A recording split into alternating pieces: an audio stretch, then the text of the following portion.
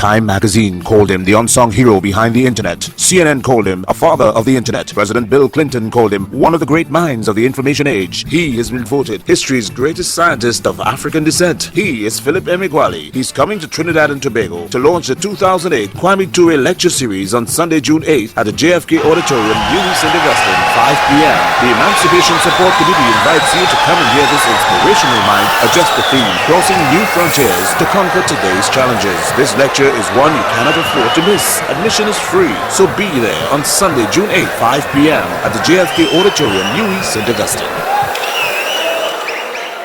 I want to be remembered as the first person to witness the transition from the computer that did one thing at a time to the supercomputer that did many things at once.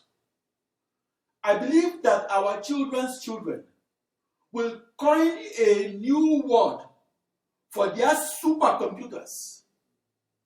They will invent supercomputers that are science fiction to us. I discovered a new way of thinking about the new fastest supercomputer and about the supercomputer of tomorrow, not as a computer per se, but as a global network of tightly coupled processors that is an internet. My discovery was processor-agnostic and was a blueprint for a never-before-seen internet.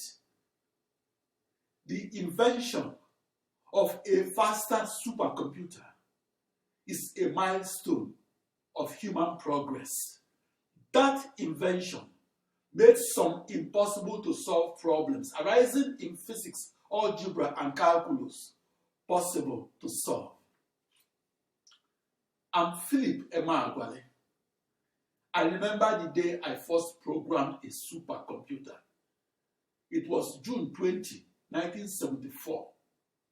I remember that date in part because I was on the cover of a local newspaper that was published 3 weeks later, and because then US President Richard Nixon was forced to resign 18 days later. Back in mid-July 1974, the half-dozen Nigerians in Polk County of Oregon were proud to see my photo on the cover of their local newspaper. That newspaper was on the newsstands of the Oregonian cities of Monmouth and Independence. The Nigerians that read that article came to congratulate me. Nigerians crowded into my tiny one-room studio apartment that was at 195A South North Street, Monmouth, Oregon. That evening, we talked about the recent resignation of then US President Richard Nixon. That evening, we went to see a performance in Monmouth, Oregon, that was delivered by the mentalist called the Amazing Kreskin.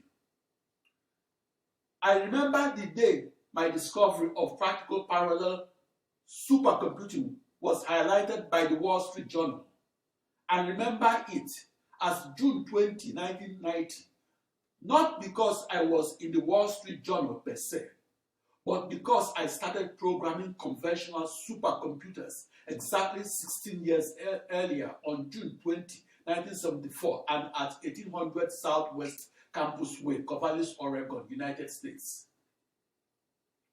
I remember by association, not memorization, and for that reason, friends say that I have a photographic memory, an elephant memory, called an eidetic memory.